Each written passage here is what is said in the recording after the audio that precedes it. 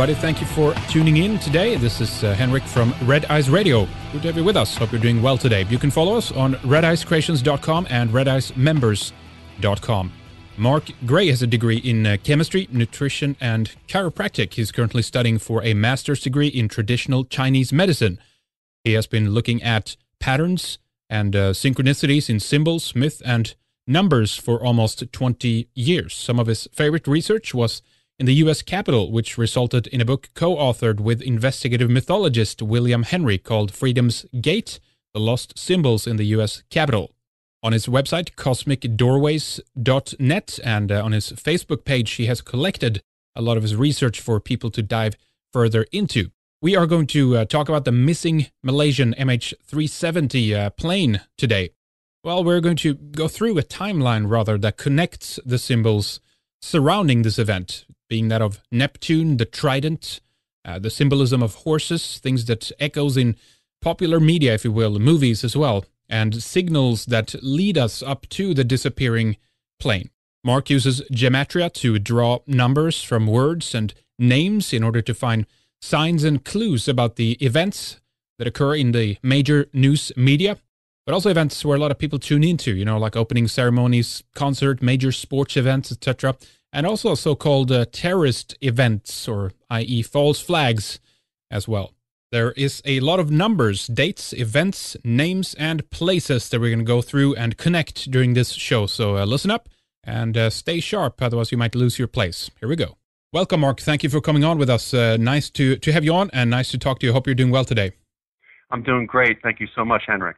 Yes, indeed. This is just a bizarre story that has so many ins and outs to it, and the media keeps incessantly reporting on it like there's nothing else going on in the world. Nonetheless, beyond that, there are some very, very interesting components to what has happened to the MH370 plane that got lost. There is a trail of conspiracy there, indeed, as people got savvy to pretty quick, but we're going to kind of examine this from a little bit of a different perspective today in terms of the trail of the trident. But tell us a little bit about the background first to the case, when you got savvy to looking into the reporting on the plane and how you kind of pieced together some of the puzzle on this, Mark. Sure. Obviously, people were talking about the trident and its importance.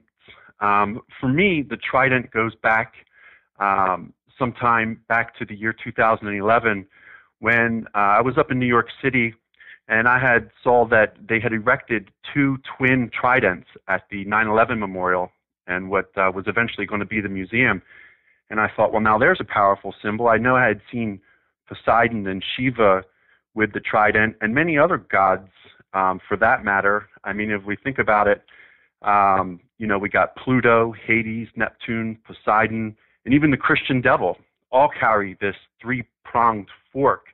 And there it was at 9/11, but the tridents that they had were actually parts of the structure of the Twin Towers, and they had put these tridents inside the museum, and next to the tridents are a set of escalators that descend into basically an underworld or the basement of the old World Trade Centers. And down there will be the museum. And I wanted to go in, but they said, no, it'll be some time, even a couple of years, until that museum was going to be open. And as I looked at the tridents from the outside looking in, when you have two tridents sitting next to each other, it's three prongs and three prongs. And right away I became extremely interested because it looked like the number 33. I had seen the number 33 before. I was at the U.S. Capitol Dome and had found out that the President of the United States, when he takes the oath of office, he faces the obelisk and then turns around and actually ascends 33 steps into the U.S. Capitol Dome. When he walks inside, he looks up and sees the painting of the apotheosis of George Washington, which is George Washington becoming a god. So I thought, wow, they have this trident with the 33, and 33 is so important because that was the age of Christ when he was resurrected from the dead. 33 are the number of vertebrae in the human spine. 33 are the degrees in the accepted rites of Scottish Rite Freemasonry. So this 33 became extremely important. As I looked into, I didn't really quite understand everything about the trident at the time, but what I found out is that the trident in astrology is actually the symbol of the mystical planet Neptune. and represents and connects us with Neptune. The trident also symbolizes what they say is the final and conclusive reality in which all polarities exist at the same time without being distinctly discernible from each other. So it's this idea of this watery deep, this subconscious mind that the trident evokes. Neptune, the god of waters, also known as Poseidon. Even I saw that the trident also represents nirvana, the mystical perception of godliness and truth and non-attachment. So a very powerful symbol that they erected there. Some people even talk about the trident representing anatomically body functions like the pineal gland or the third eye, where we have these three energy sources, Ida, Pingala, and the Sushumna running up through us, these three positive, negative, and neutral energy sources that are inside of us. The trident even shows up as the symbol for magnesium in the 16th century chemistry. It comes from this idea of the magnesia, from a Greek word magentin and magenin, and it actually means eventually the word magic. So now we have the idea of the subconscious mind. We have the idea of the watery deep. We have the idea of ancient memories and magic.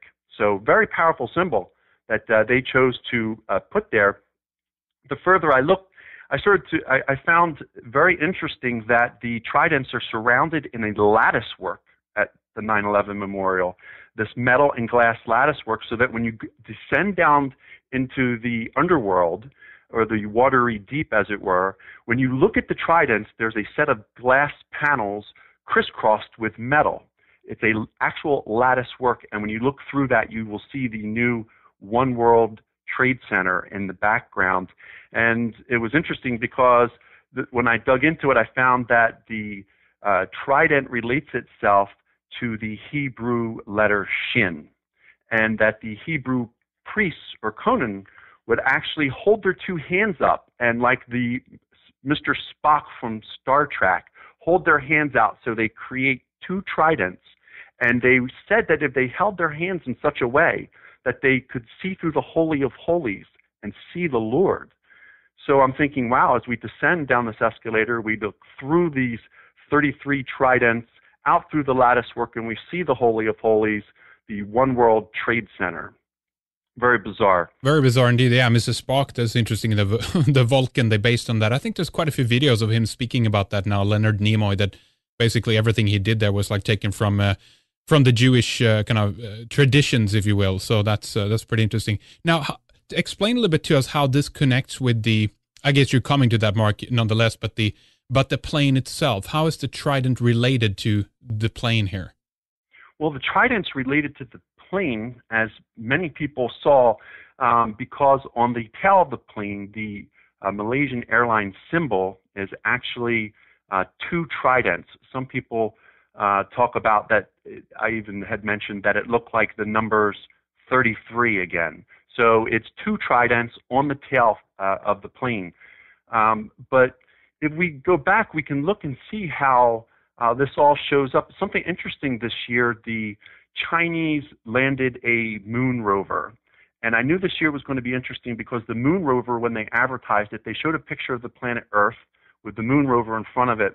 And over top of what appears to be Kiev, the Ukraine, there's actually some sort of a mushroom cloud coming off of the planet. And maybe an atomic explosion, nuclear explosion. I wondered what the Chinese were getting at. And I thought, this is going to be a year we're going to have to watch what goes on. And might I mention that when you research the god Neptune, that he is also known as the god of horses. He actually created horses, and horses are very dear to him. So when we see the trident, when we see horses, we must think of the god Neptune, which is extremely important because Neptune, horses, and tridents show up so much this year, and it all has to do with the plane. Might I mention that this is the Chinese Year of the Horse. Now, with that in mind, we got the Grammy Awards here in America, and on January 26th, right before our Super Bowl, one of our stars over here, Katy Perry, sang her #1 hit, Dark Horse. And people were all over the internet talking about this was some sort of a satanic ritual, The song spoke of magic. It spoke of this dark horse and this perfect storm that was coming our way. And sure enough, she has this giant horse on stage. And for me, the first thing I'm thinking is, wow, it's the year of the horse. I can't believe she's got this horse up there. And it is the whole display that she had was kind of dark. I could see where people would say it was satanic, but nonetheless, there it was. Now, that same week, we had a pretty bad omen. If you remember back on January 27th, we had Katy Perry singing about the dark horse, doing the satanic ritual. And then in Rome at the same time, the Pope goes out into the courtyard and he releases these doves. He says this prayer for the Ukraine. He says, I pray for the Ukraine. I pray we have peace in the world. I pray for Russia. He releases the doves. And as the doves are released, they're attacked by crows. So in the ancient times, that's the idea is this idea of augury, where they would watch the birds and see what the birds would do, which direction they would fly, and would predict the future. Well, the birds being attacked was not a good sign. And also at the same time, we were getting headlines that blood of the Pope had actually been stolen, and that it was going to be used in a satanic ritual, which was very bizarre. It was headlines, particularly in Italy. So there was this vial of blood that had got taken from Pope John Paul II, and it was kept in a church in Italy.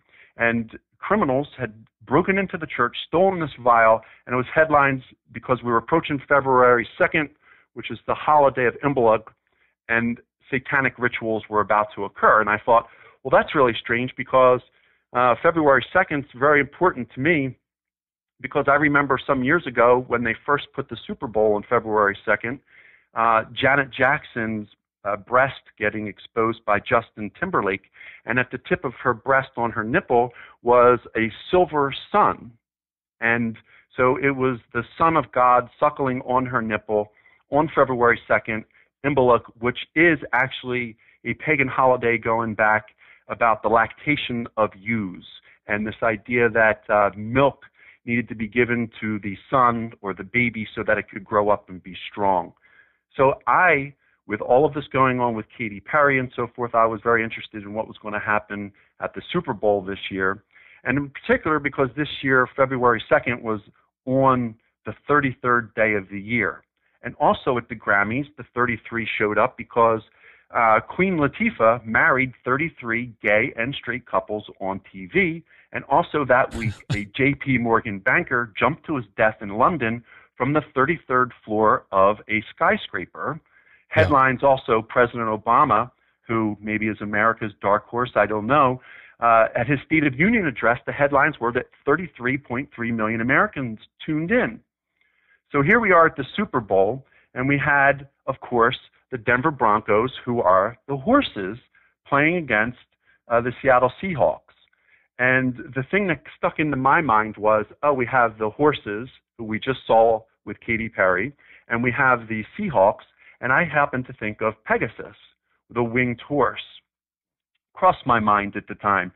So the Super Bowl goes down, and during halftime, it was really, before halftime, something really important. I don't know if you paid attention, and it becomes very important in this whole thing, is that everybody's waiting for the Super Bowl to start, and one of the great actors, Philip Seymour Hoffman, is found dead. And that sort of takes over right before the Super Bowl, this energy of, oh my God, Philip Seymour Hoffman. And then everybody's talking about, well, Philip, by the way, means lover of horses. So this idea that Philip Seymour Hoffman, this lover of horses. So you get on Wikipedia and you look up Philip Seymour Hoffman, and he's born on July 23rd. Well, July 23rd is interesting because that date, July 23rd, we're going to see is going to come up a lot, because July 23rd is actually the Feast of Neptune, who we're talking about, who wields the trident, who is the maker of horses. This guy, Philip, who we need to pay attention to, Philip means lover of horses. So Philip was born on Neptunalia, July 23rd, and he died on Symbolic, February 2nd. And then we find out that he was actually, and his last name, Hoffman, if you look into it, it means the steward or lover and a carer. And so if you combine that with horses, he was someone who cared for horses. Now, bizarrely, we find out that he dies from heroin. And when we find out that he dies from heroin, it turns out that the street name for heroin is actually horse. So a man who's named after a horse is actually, and born on the holiday of the god of horses, dies from an overdose of horse or heroin. It's a very bizarre set of circumstances. And the number that gets flashed before us over and over and over, which will turn up later and becomes important. And by the way, one of the things we're looking at here is numbers or codes that are hidden within. I use a lot of gematria in my research and try to find the numbers that show up within the headlines or big events, including this plane missing, hoping that someday eventually, once we start to figure out how the codes work, maybe the future could be predicted. That's the ultimate goal. Now, tell us, I always like to ask when we talk about these kinds of subjects in this particular context of big events in the press where a lot of people are not only involved but also emotionally involved, that this in some way is an interplay. There's something that seems to be going on there. And I always like to ask the people we bring on what drives that kind of methodology. I mean, is there a way you could give us a bigger outline of how this is pieced together and why it's working in the way it is? Or is this still a huge mystery and you're just trying to find kind of the pieces of the puzzle to get it together? What's your take on that? Well, I mean, I know I had read one time and it said, it was talking about the Hebrew gematria. It said, it was talking about the book of creation, and the letters of the alphabet. They're described as stones used to build a house. So the alphabet itself, when we say things, has a code to it. So when we say certain words like abracadabra or hocus pocus or Philip Seymour Hoffman, it has a code and a resonance to it. And one of the ways that we can track the code is through gematria. A simple gematria is A equals 1, B equals 2, C equals 3, etc., up to Z equals 26. So if we were to take Philip Seymour Hoffman, which we will eventually do because it becomes extremely important, because he actually sets the pace for all of this, and we were to break down his name, we'll eventually see what happens with his name and how it relates to everything that's going on. But at this point, let's just say that Philip Hoffman equals, when I typed it into a gematria code identifier, Philip Hoffman equals 133. So 133 is important. We were just talking about the 33s, right? So anytime I see 33s, I know it's a very important number. So Philip Hoffman is a 133. He was just in and playing parts in one of the movies that didn't come out yet. The parts is the Hunger Games, right? Yeah. And he actually plays the game master in the Hunger Games, and he plays this part called Plutarch Heavensby. Well, I typed that in. That comes out as 1333. And then I thought, wow, that's a lot of threes, particularly right before the Super Bowl, because the Seahawks record was 13-1, and the Denver's record was 13-1. And then the news comes out and says that Philip Seymour was found dead at 11:30, which is 113. So I thought to myself, wow, so the game master, whose number is 133, dies in New York on February 2nd, the 33rd day of the year. It's the big day of the big game, and he's the game master. And I thought, wow, this is really bizarre, because the dark horse that we were talking about, that we were singing about, is actually the dark horse of famine. And eventually, he actually plays in the Hunger Games. So I thought that was really strange, particularly that February 2nd is the 33rd day of the year, and there's actually in leap years 333 days left. So there's this numerical code that's there that's very bizarre. And it was announced right then and there that all of a sudden we found another dead banker, and his name was William Broekschmidt. He was a Deutsche banker. He's found hanged in London. And I typed his name in, and his name was 191. So like my name, when I type it in, 609. Type your name in or anybody's name in, it's not common to come up with the numbers that I'm talking about. Some people want to tell me, oh, you type in any number, you're going to get that number. I'm like, no, you don't. When you follow a certain news event, you have to find it. You have to dig for it, and you find within the news events, you start to find certain numbers, and that's what happens with this plane crash. For example, the stadium that the Super Bowl was played at was the Meadowlands Stadium. Type in Meadowlands Stadium, you find out that it equals 666. To get a 666 is not common at all.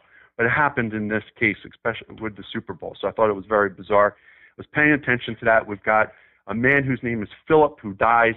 Just before that, we're singing about the dark horse. He dies with 49 bags of heroin. He had an ace of spades thrown on him and an ace of hearts, two cards. It just seemed like something was going on, some type of a ritual. Right. And if you look at some of the things that are going on, 49 is important to me because 0 isn't a placeholder, so you could extend it out to 409. Now, for example, here's an example of 409. 409 is very important because on our $100 bill in America, if you flip it over and look at Independence Hall, the clock is set at 409. If you go to the website for the Library of Congress, they'll show you a giant clock that's in the reading room, and it has the god Saturn, comets, and a zodiac. The clock is set at 409. I watched the Nelson Mandela funeral. They put his coffin on a plane, on the side of the plane, 409. Go back to the Boston Marathon bombing. The first bomb, if you take a look at the picture online, when the bomb goes off at the finish line, people are crossing the finish line at 409. I looked up 409 to see what 409 meant, and 409 is a computer error code. It means conflict. So now I figured out that whenever I see 409s in the headlines, 409s used as times or 409s used as names, I know what we're talking. They're using a code that means conflict. You're talking about the HTTP status codes when you're online, basically, and if a website doesn't respond properly, you get error codes as a return. That's what you're talking about, correct? That's exactly right. And I didn't know anything about that. Obviously, you know right what I'm talking about. So I didn't know that. So one of the things that we'll find is when we're in the 400s, when we're looking at numbers, you can use those numbers to go back to these HTTP codes, and it will relate what's going on. So 409 is actually conflict. It's very important.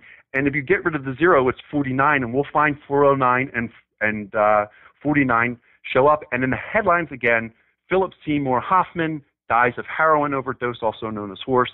He's found with 49 bags of heroin all around him. And then, of course, his lover, who turns out to be a man, comes in, and he's there, and he's being interviewed. His name is David Barkatz.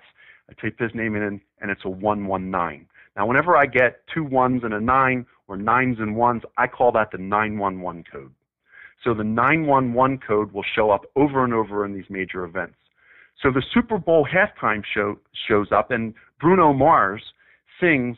Now I type in and I bring in Skyview on Google, and bizarrely enough, right overhead at the exact time that Bruno Mars is singing is the planet Mars, exactly overhead. And I'm thinking, my goodness, Mars is the god of war.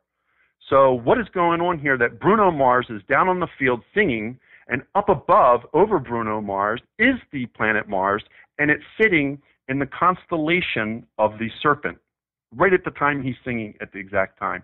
Very bizarre, very strange. And right before Bruno Mars comes on, the signs are flashing behind him in fire, and it says, prepare, prepare, prepare. And I'm thinking, wow, prepare for what? What are they talking about that we got God, the god of war overhead, and they're telling us to prepare as Bruno Mars sings. They break to a commercial. Now, oddly enough, you got to remember that whole week bankers were jumping from rooftops all over the place. There's a commercial on the Super Bowl break right after that of a man jumping out of a window.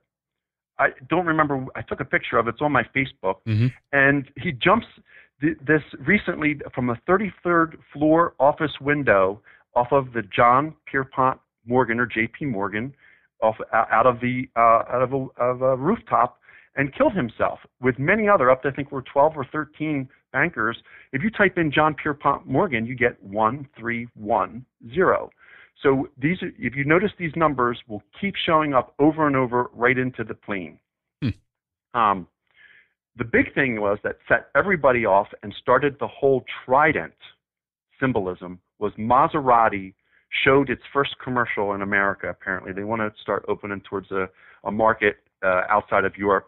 And this nicely done commercial comes on, and it's this whole talk. It says, the world is full of giants. They have always been here, lumbering in the schoolyards, limping through the alleys.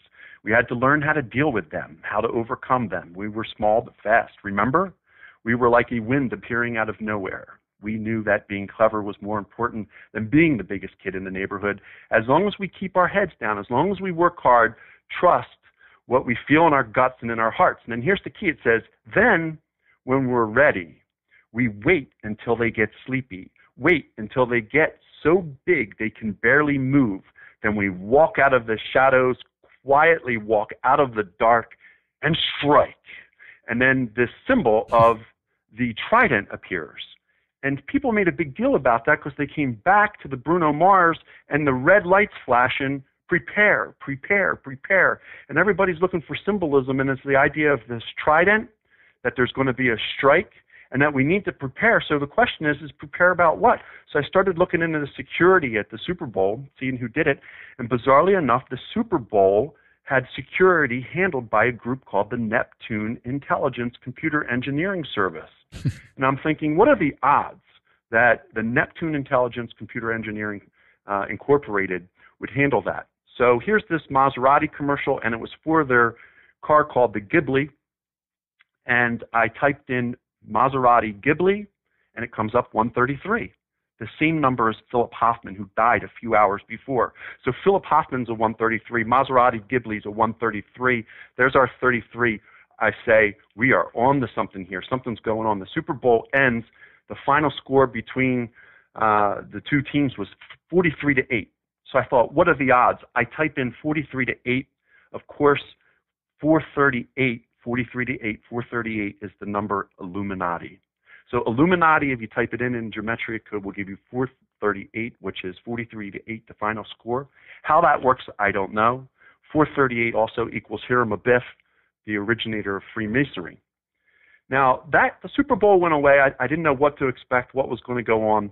And then suddenly, the Olympics are upon us the next week, and the U.S. is throwing out that there's threats on airlines. I don't know if people remember this, but on February 5th, a few days after the Super Bowl, long before the Olympics, the Department of Homeland Security warned all of us in America and around the world that there is an actual threat that they know about. The U.S. warns airlines about toothpaste tube bombs.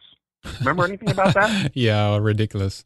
Yes, toothpaste bombs. Yeah. But then I think to myself, toothpaste, tooth. The word trident means three-toothed. Right. Dent, three teeth. Now we have the symbol of the trident, three-tooth, and now we're being threatened with toothpaste or dent paste, toothpaste bombs.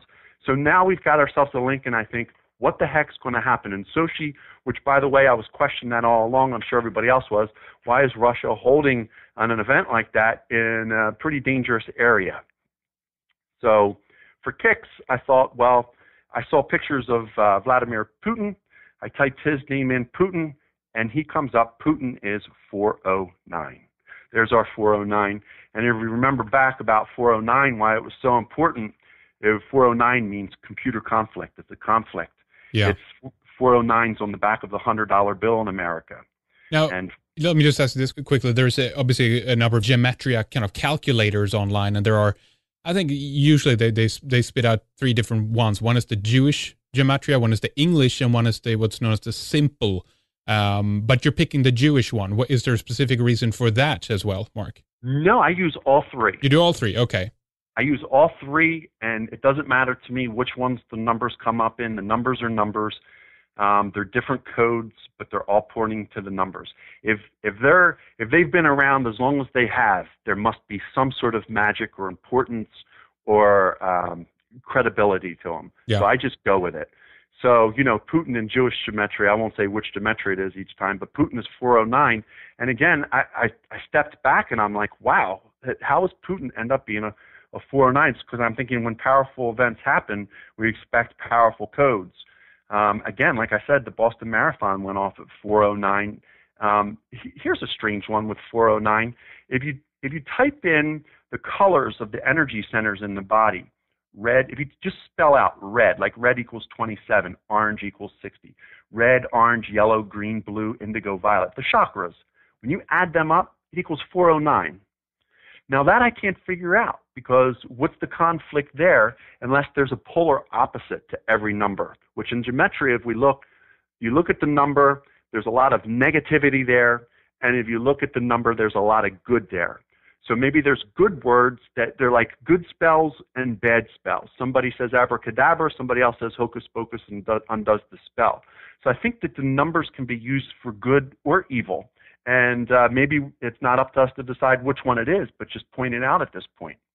Right. Yep. It's a value judgment that we make after the fact. And of course, it's very interesting to see how this is pieced together. That now, do you think that there is any measure along the way here where this is directed by by humans, shall we say, in this regard, that they want to attempt to try to direct this into a certain direction, or is this very much kind of from our perspective above our heads and kind of at random, but it's still something that has perhaps it has an intelligence guiding it above our understanding, but nonetheless not something we can pinpoint at this time. What do you think? Well, I mean, we all know about great mathematical codes like phi and pi and psi, all these different numbers that are encoded right within nature all around us. And I mean, George Washington and the forefathers of America, a lot of people talk about them as Christians, but more importantly, they were deists. So the idea that they had was that if man can balance himself or become one with nature, he will see God and be one with God. So nature holds the codes. The numbers are already written there. Now, what I think happens is some people who are educated to the numbers or understand the numbers, maybe it was ancient civilizations like the Egyptians or the Chinese or the Hindu religions, whoever it was, it appears that the ancient cultures tended to use these numbers in the buildings, in their religions, in their everyday life. But it was usually the people who tended to be in the priestly classes or the royalty. It wasn't the common folks walking around. It didn't seem to be. So maybe the same thing's going on now, where the powers to be understand these numbers, are educated on these numbers somehow. Maybe it's handed down family to family. Maybe it's secret societies. But for the most part, the people I meet at a local store or family members, they don't know about these numbers. They don't care about these numbers or pay attention to them. Yeah. So two places. Nature already has them, and then people who know about them or care about them understand their importance and then use them. Yeah, exactly. That's always my take. Sorry to interrupt, Mark. Please remember where you word that. But it's always this idea that it has to be either or, which is not the case either. I think that there's potentially an opportunity that if you understand the mechanism of whatever reason why this is working, if you can kind of latch onto that and kind of surf that wave of opportunity, if you will, you can get some pretty interesting stuff done in the process. And again, it doesn't mean good or bad at the outset of it. It's a hindsight value judgment, but nonetheless, I think there's also a lot of people that are taking that opportunity to do pretty nasty things in its name, like we'll probably get to later in terms of the patents and what might have happened to the plane and the way that was taken down. But pick up where you were, Mark. I didn't mean to cut you off there. No, it's all good. Please. And so here we are. We're at the Olympics, and I guess NBC was covering it, and they pan in over from outer space and down over the Black Sea. And one of the things they pass is a giant statue of the god Neptune holding a trident, protecting Sochi, overlooking the Black Sea, protecting the people of Sochi in the Olympics. And I thought, my goodness, look at that statue and that trident. I couldn't even barely stand it that I saw this, the god Neptune and his trident guarding the Olympics. So I thought, let me just see what the numbers are here. And I typed in Sochi Olympics, and I got part of the 911 code. Sochi Olympics is 166. Now, the thing I want you to understand is what I found is this. If you wrote 911 and you flipped it upside down, it would still give you 611. Ones and sixes are able to mirror each other and flip each other. I call that the 911 code. So what it is I find numbers, and if they're loaded with ones and sixes only, sixes and ones and sixes, it could be 169, 119, 911, whatever it is, I call that part of the 911 code. So, for example, if you looked at Sochi Olympics, it's 166. If you typed in Twin Towers, you would get 166. If you typed in the word September 11, you get 166. One World Order is 166. So now what that tells me is I'm on the trail to something. Sochi Olympics is a 166. It's got the 911 code. It's got the god Neptune guarding the whole place. Very important. And The week before, Philip Hoffman, whose birthday is on the Neptunalia. His name Philip means horse. He died from horse overdose. It's a week later, and here the god who his name represents shows up. I happened to type in Sochi, USSR, and got 131. I thought there's more confirmation. Now, same time the Olympics are starting, something amazing happens. A jet airliner gets hijacked the day the Olympics are starting, February 7th. And the headlines say that 110 passengers are on board. I'm thinking they were just telling us about the toothpaste bombs. Sure enough, the day of the Olympics, the plane's getting hijacked. And of all things, the name of the airlines, Pegasus Airlines. Mm. And I'm thinking, Pegasus, here's another horse with 110 passengers. Now, 110 stands out to me because the day before the hijacking, I made a post on Facebook and said, we need to be on the lookout for the number 110. And the reason we need to be on the lookout for 110 is because the Olympics aren't really in Sochi. They're in a small town called Adler. And when I did the geometry on Adler, it was 110. And 110 is an extremely important number. The reason is because each World Trade Center was 110 stories tall. If you do the geometry on Osama bin Laden, it's 110. Adolf Hitler, 110. Apollyon, the god of the deep in the Bible, in the book of Revelation, 110. So 110 is extremely powerful. So the fact that the Olympics are being held in a town that's named Adler that equals 110, I made a post. I said, be on the lookout for 110. Within 24 hours, there's a Pegasus airline being hijacked with 110 passengers on board. And it was absolutely bizarre. So now we have ourselves another horse. We have ourselves the code continuing to follow. And now Pegasus, the week before we had the Seahawks and the horse in the stadium in the United States. Now we have a hijacked plane combining the two of them, the winged horse. So the Super Bowl itself starts, and if you remember the opening ceremony, the first thing we see are these islands floating in the sky with a giant volcano, an eclipsed moon, and on one of the islands is a white horse. The lone white horse floating across the stage at Sochi. Then the announcer comes on, and the announcer, his name is Apollo Ono. So I typed his name is Apollo Ono. I think he was a speed skater at one point. His name in geometry is 666. And I thought, here we go. As he makes the announcement, do you remember across the ceiling, across the sky, 3 white horses pulling a giant red ring? Mm-hmm. Yeah. So now what we have is 3 more horses. And we're always connecting them back to the god Neptune. He's the god of horses. We're in search of the trident that will eventually show up on the plane. So you're kind of like building the different components, the properties of this deity, basically. Building the different properties of the deity, and just as important, exactly what you just said another way, putting those symbols and signs and numbers in the minds of the people. Right. So that me and you and the millions and millions and millions who are watching these events are seeing something important over and over.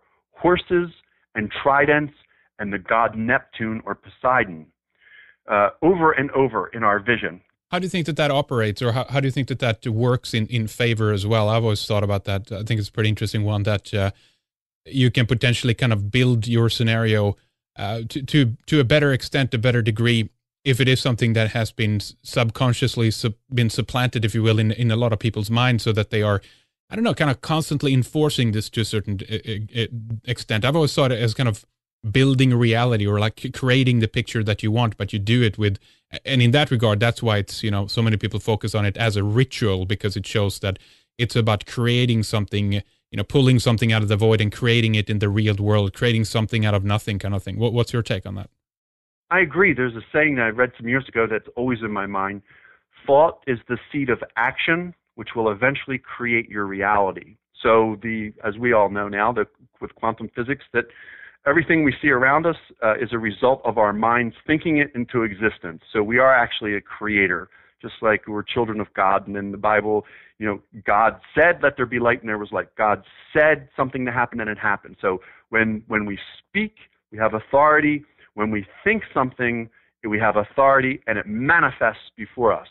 So what's more powerful than if I could put my thoughts and what I want to manifest in your mind and their mind and their mind and their mind.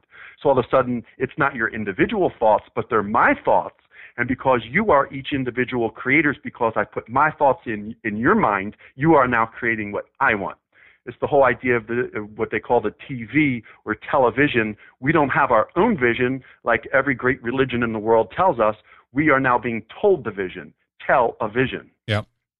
So here we are, we're watching the television, and we're seeing these white horses, we're seeing the god Apollo, we're having the announcer whose name is written across the stream, Apollo, oh no, and here's the funny thing, as Apollo, oh no, whose name in gematria is 666, is watching this come across the stage, it's three horses pulling a red solar disk, or the sun, and that's absolutely the god Apollo himself. So we have the announcer whose name's Apollo. We have the god Apollo getting pulled. It's extremely powerful. And the god Apollo is important because it had showed up over and over in the book of Revelation 9:11. In the book of Revelation 9:11, it said, they had as a king over them the angel of the abyss, whose name in Hebrew is Abaddon, or in Greek, Apollyon, or Apollo, the destroyer. So now the subconscious mind goes back to the book of Revelation 9:11. At the same time, the next day, the news announces its headlines that out of the watery deep, a statue of the god Apollo was actually found a year ago. They never announced it, but now it's on every single headline that you can come across, that this ancient artifact. And I thought to myself, this is absolute magic, because magic is a fisherman pulls a statue of the sun god Apollo from the waters near Egypt, and it makes headlines at the same time that the Russians are invoking the god Apollo at the Sochi Olympic opening ceremony. Do you remember that statue being pulled up at all? Yeah, I briefly recall it. I'm actually just kind of searching around a little bit as you speak about it to find it. But yeah, I do.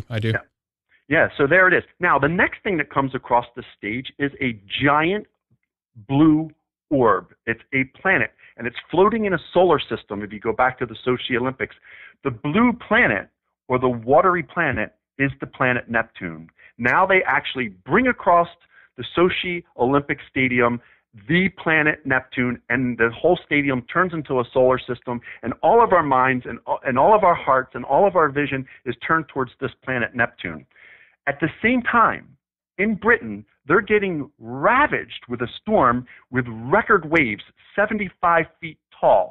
And I'm thinking, wow, Britain's getting slammed with the biggest waves they've ever been hit with on record, 75-foot waves on the coast, destroying the coast, as over in Sochi, here we are. So one of the things I thought was, well, we definitely got Neptune on the brain. He's protecting the coast of Sochi. He's now made it into the Olympic Stadium itself. And I look at the dates of the Olympics. The Olympics are from February 7th to February 23rd. It's a code. The 7th to the 23rd. 7/23 is July 23rd. That is the date that we worship the god Neptune at the Neptunalia. That is also Philip Seymour Hoffman's birth date. So the actual dates of the starting date and the end date, the 7th of February and the 23rd is 7/23. That's actually the Neptunalia. And I type in Neptunalia in gematria, and it comes up 113, another part of the code. Next, what do they show us? They show us on stage, they have a computer. Do you remember at the Olympics, they show us the computer background on the floor, and on the computer background on the floor is the god Laocoon. And there he is. I recognize him. It's the one where Laocoon is surrounded by serpents. They had dug the statue up 500 years ago in Rome, and I guess it's somewhere in Rome, this statue. And these serpents are strangling him and pulling him down. And the idea of that, I recognized the statue right away. I'm like, why are they showing us that? And I actually didn't know everything I needed to know about this guy. Laocoon was actually a priest of Neptune. So here's this priest of Neptune that they're now showing us, and he manifests to the world during the Sochi Olympic ceremonies. And here's the thing, I got on Wiki and I looked up about Laocoon. He was the guy who warned the Trojans against the wooden horse. So it was Laocoon that went to the Trojans and said, they're going to bring me a gift, do not trust the horse, is Laocoon's main message. Over and over and over, they ended up killing him because they were warning him while the Trojans didn't listen. They bring in the horse, and we know how the story goes after that. So this becomes extremely important because not only do they bring across the planet Neptune, But now what they do is they flash on the floor of the whole Olympic Stadium for all of us to see. If you know what it is the priest of Neptune, Laocoon, whose main message in all of history is, do not trust the horse. Beware of Greeks bearing gifts is his main message. Right. So up to this point, we have Katy Perry with the dark horse. We have Philip Hoffman with the dark horse. We have the Chinese New Year 2014 with the horse. The Denver Broncos at the Super Bowl. We have Apollo, the sun god, coming out with 3 white horses. We have the lone horse at the volcano at the opening. And then what happens? The ceremonies end, and the final medals are tallied. Russia won the most medals. They won 13 golds, a very auspicious number, 9 bronzes, and 11 silvers. 13, 9, 11, for a total of 33 medals. There's our numbers over and over. Right. We've got 13 golds, 9 bronze, 11 silvers, total 33. Russia wins the overall for the Olympics, and is symbolically coding us. They break to during the Olympics. They broke to a commercial for a movie that was coming out. I don't know if they showed this in Europe, probably not. But it said, the commercial said, on March 7th, get ready for the surprise of the century. Now, at the time, I thought, wow, wonder what is going to happen on March 7th that's the surprise of the century. Well, eventually we learned that was the date in America when the plane was hijacked. Look, hindsight's 20/20 on some of this. Right. But I remember, on March 7th, get ready for the surprise of the century, and they show this movie. It was the dog, Mr. Peabody, and I forget the dog's name, but they actually have a time machine and a time portal, and they're bleeping in and out of different dimensions. I believe this to be extremely important because later on March 7th, the actual date that they were warning us about, a complete plane disappeared. It's one of the greatest magic tricks that you'd ever want to see in your lifetime. One other thing of extreme importance during the Olympics, on the computer floor, as they approached, they flew over the planet Earth, they showed Malaysia, they showed India, and they showed a gigantic storm brewing over the Middle East, over Iran, over Pakistan. I have pictures of it on my Facebook if you want to see it. It's a giant storm brewing. It's a computer, and I thought, that looks like a big hurricane. Why? A hurricane shouldn't be over Iran. It just wouldn't be there over Pakistan, but they've got it there. And that's going to become important later. And during the closing ceremonies, one of the important things that's going to set the precedent too with our numbers for what happens with this missing plane, the Russians during the closing ceremony show us a grandfather's clock. They zoom in on the grandfather's clock, and the grandfather's clock is set for the time 8:13, 8:13. And I thought, why 8:13? That's amazing. Okay, so we're going with the 8:13. I recognized that time because I had used it in another presentation. 8:13, if you remember the movie Peter Pan, 8:13 is the time that Big Ben is set on. When Peter Pan lands on the hand of Big Ben, it's reading 8:13. So I looked up the number 8:13 to see what it really was, and I found out that was actually the date, August 13th, when the Berlin Wall started. The Berlin Wall started on August 13th, 8:13, and it was the beginning of the Cold War. And I thought, that's bizarre. They showed us the 8:13, the same time as the beginning of the Cold War. And as we're speaking, as we're watching the Olympics, one of the big things that's happening is the Ukraine. The Ukraine is breaking apart. The Ukraine is dividing in half. I look up the Ukraine, and of course we all know now, the symbol of the state coat of arms of the Ukraine is a trident. Yeah. So they led us right to the Ukraine at this point. Huh. Wow. Well, that's pretty interesting. There's some interesting connections here, and there's much more, of course, to this as well, Mark. We're just kind of getting started here, really. I've been going through some of the posts on your Facebook, and it's just an extraordinary amount of different components that you kind of have brought together into it. Why don't we do like this? We can take a short break here at this point, and then we can pick it up in the second segment here in the member section. Why don't we talk a little bit more about your website, where people can go find your work? You, of course, have a very active Facebook page. I guess that's where you do the majority of your updates now, but give us all the details. Yeah, the website is cosmicdoorways.net. Interestingly enough, I had opened the website and I had written a book, co-authored a book with William Henry, who's an investigative mythologist, called Freedom's Gate, The Lost Symbols in the U.S. Capitol, back in 2009. And I opened the website so that people had a place to go to look at some things. And as I opened the website, as I started it, Facebook took off, and I hopped off of the website, which is still there, has a lot of information on it. And now, yes, I use Facebook as my medium because as I post things, people can interact and talk and add. And by the way, I want to add in that so many people from around the world, great researchers, average researchers who do it for fun, and people who are just lay people who have great ideas, comment and talk.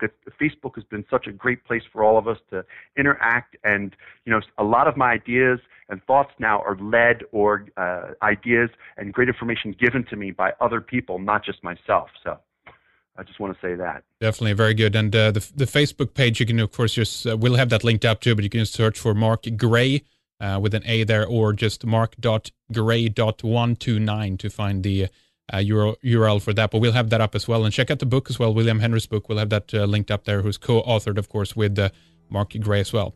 All right, well, we'll take a short break here, Mark. Stay with us. We'll be right back with more. In the second hour, Mark picks up the timeline, and we get into the missing plane MH370 that occurred on March 7th and the signs and symbols surrounding this. We discuss the echoes of 9/11. We talk about the Freescale Semiconductors connection with Blackstone via Jacob Rothschild and the possible outing, shall we say, of the patent holders. Very interesting connection there.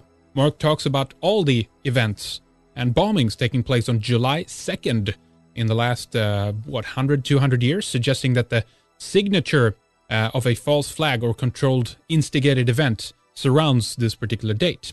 He relates it to TV shows like Lost and connects it to some other movies as well. The number of passengers on the plane, 239. We speculate what happened to them and talk about some hints of who might have hijacked the plane, if this is what happened to it, and what they plan to potentially do with it later. RedIceMembers.com is the website. Please sign up for a membership to continue to listen to the second hour. We have tons in the archives for you on a lot of different topics. More shows coming up in just a few days. We have Johnny Enoch on Radio 314. We have Return John B. Wells. We're also going to talk with Vincent Freeman on Morgellons. Much more coming up. All right, we'll break right here. We'll be right back in a second. Thank you for listening. Thank you for staying with us. RedIceMembers.com, that's the website.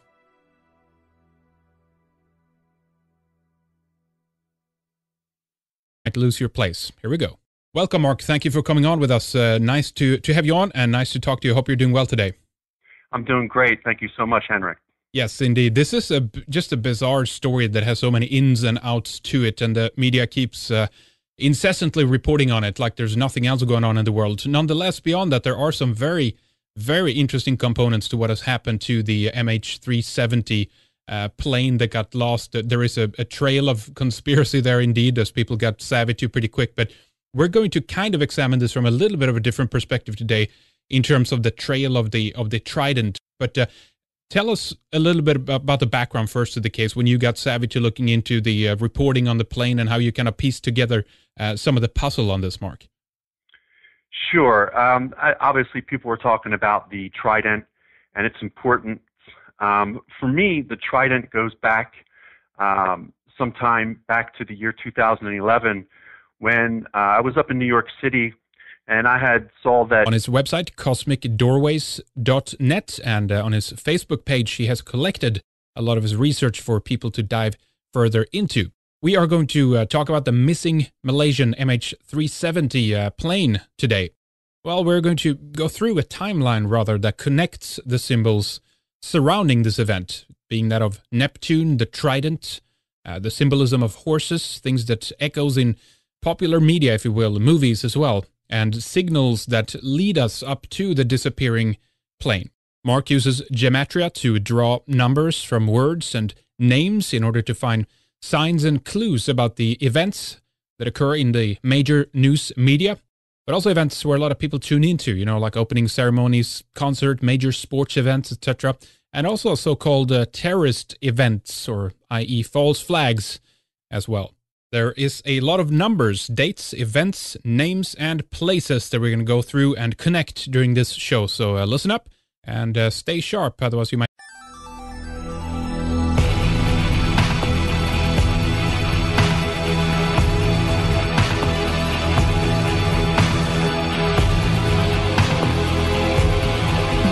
This is Red Ice Radio for the Seeker.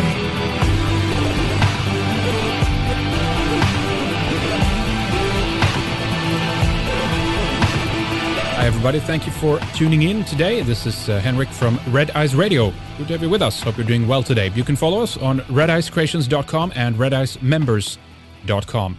Mark Gray has a degree in chemistry, nutrition, and chiropractic. He's currently studying for a master's degree in traditional Chinese medicine. He has been looking at patterns and synchronicities in symbols, myth, and numbers for almost 20 years. Some of his favorite research was in the U.S. Capitol, which resulted in a book co-authored with investigative mythologist William Henry called Freedom's Gate, The Lost Symbols in the U.S. Capitol. They had erected two twin tridents at the 9/11 memorial and what was eventually going to be the museum. And I thought, well, now there's a powerful symbol. I know I had seen Poseidon and Shiva with the trident and many other gods for that matter. I mean, if we think about it, we got Pluto, Hades, Neptune, Poseidon, and even the Christian devil all carry this three-pronged fork. And there it was at 9/11. But the tridents that they had were actually parts of the structure of the Twin Towers. And they had put these tridents inside the museum. And next to the tridents are a set of escalators that descend into basically an underworld or the basement of the old World Trade Centers. And down there will be the museum. And I wanted to go in, but they said, no, it'll be some time, even a couple of years, until that museum was going to be open. And as I looked at the tridents from the outside looking in, when you have two tridents sitting next to each other, it's three prongs and three prongs. And right away I became extremely interested because it looked like the number 33. I had seen the number 33 before. I was at the U.S. Capitol Dome and had found out that the President of the United States, when he takes the oath of office, he faces the obelisk and then turns around and actually ascends 33 steps into the U.S. Capitol Dome. When he walks inside, he looks up and sees the painting of the apotheosis of George Washington, which is George Washington becoming a god. So I thought, wow, they have this trident with the 33, and 33 is so important because that was the age of Christ when he was resurrected from the dead. 33 are the number of vertebrae in the human spine. 33 are the degrees in the accepted rites of Scottish Rite Freemasonry. So this 33 became extremely important. As I looked into, I didn't really quite understand everything about the trident at the time, but what I found out is that